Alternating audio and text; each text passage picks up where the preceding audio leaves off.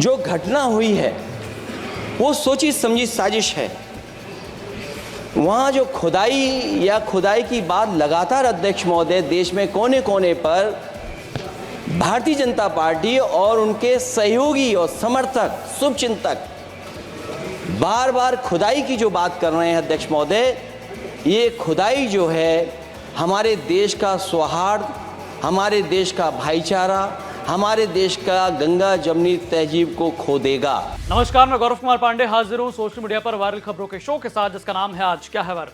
भाई, social media पर आज वायरल अखिलेश यादव का संसद में दिया भाषण, जिसको लेकर काफी ज्यादा जो है चर्चा की जा रही है। जैसा कि आप सभी जानते हैं कि उत्तर प्रदेश के संभल में शाही जामा मस्जिद पर किए गए सर्वे के बाद भड़के हिंसा का मुद्दा गरमाया हुआ है। पुलिस और प्रशासन पर गोलीबारी का आरोप लगा है, जिसमें 5 लोगों की मौत भी हो गई और दर्जनों लोग घायल हुए। इसी मामले को लेकर सपा अध्यक्ष अखिलेश यादव ने मुद्दा आज संसद में उठाया और पूरा संसद ही जो है हिला दिया। समाजवादी पार्टी ने बाकायदा इसका वीडियो शेयर कर पोस्ट किया। लिखा, संभल इसलिए जाना जाता था कि भाईचारे के साथ वहां रहते हैं, वहां के भाईचारे को गोली मारने का काम हुआ है। यह खुदाई जो है हमारे देश के सौहार्द भाईचारे को खो देगा। तो यहाँ पर एक टर्म जो खुदाई है वो काफी ज्यादा सोशल मीडिया पर वायरल है, जिसको लेकर बहुत चर्चा की जा रही है। पहले आप इस वीडियो को देख लीजिए। जो घटना हुई है वो सोची समझी साजिश है।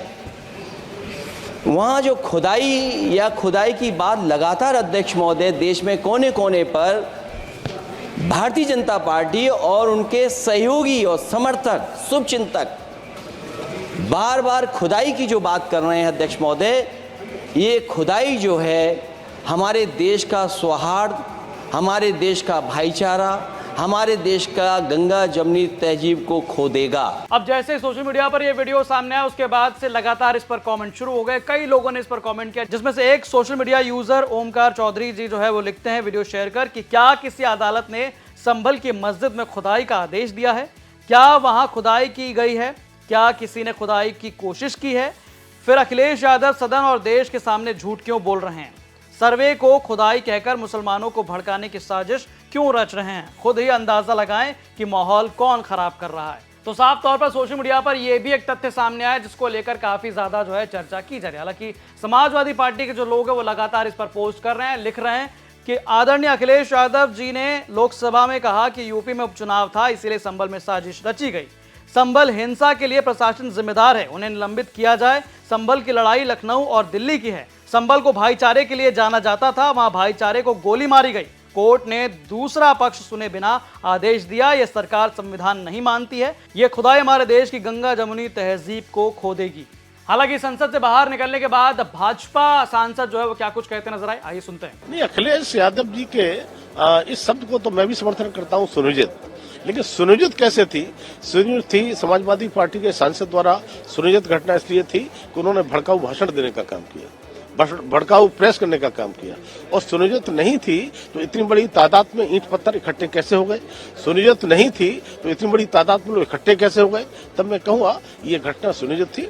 और समाजवादी पार्टी के शासन में जिस तरह से दंगे कराने का काम होता था और मुस्लिम तुष्टीकरण की राजनीति होती थी, उन्होंने यहाँ भी उसको चरितार्थ करके दिखाया। तो आपने सुना कि इस प्रकार से वीएल वर्मा कहते हैं कि साजिश जो है वो किसने रची है और कैसे रची है, इस पर साफ तौर पर उन्होंने अपना तथ्य रखे। हालांकि अखिलेश यादव जब संसद से बाहर आए तो वो हमारे संवाददाता से ये कुछ कहते नजर आए। प्लेसेस ऑफ वर्शिप एक्ट और जिस तरीके से एक बार सर्वे जब सब करा दिए हैं, सर्वे के पक्ष में सब लोग थे और उसके बाद दोबारा सर्वे कराने की क्या आवश्यकता थी? कौन अधिकारी थे? कौन सरकार के लोग मॉनिटर कर रहे थे? कौन सरकार के लोग दबाव बना रहे थे? तमाम पहलू हैं जिसपे सरकार को सोचना चाहिए। जाने गई हैं, ऐसी कोई बात नहीं, जाने गई हैं लोगों। कैसे ये बवाल थमने वाला है? कैसे थामेंगे ये बवाल? न्याय देने लगे, न्याय, और जो दोषी अधिकारी हैं उनके खिलाफ कार्रवाई हो। दोषी अधिकारी अपने खिलाफ कैसे कार्रवाई करेंगे? तो जब तक अधिकारियों के खिलाफ कार्रवाई नहीं होगी इस तरह के घटनाएं नहीं रुक सकती। तो आज संसद में संभल का मुद्दा गरमाया हुआ था, जिसको लेकर सोशल मीडिया भी आज जो है पूरी तरह से छाया हुआ है, पटा पड़ा है, जिस पर लगातार चर्चा जो है वो की जा रही है। अगली हमारी खबर जुड़ी है बसपा सुप्रीमो मायावती से। मायावती ने सोशल मीडिया प्लेटफॉर्म पर पोस्ट कर जो है बांग्लादेश में हिंदू अल्पसंख्यकों के बारे में लिखा है। उन्होंने कहा है, पड़ोसी देश बांग्लादेश में तख्ता पलट होने के बाद वहां नई सरकार में खासकर हिंदू अल्पसंख्यकों पर हो रही हिंसा व जुल्म, जाति आदि तथा उससे वहां बिगड़ते हालात अति दुखद व चिंताजनक हैं। इसको लेकर भारत के लोगों में काफी आक्रोश है। सरकार इस पर संसद में वक्तव्य दे व उचित कदम भी उठाए। तो साफ तौर पर यहाँ पर मायावती भारत सरकार से कहती हैं कि वहां जो हिंदू अल्पसंख्यकों के साथ जिस प्रकार से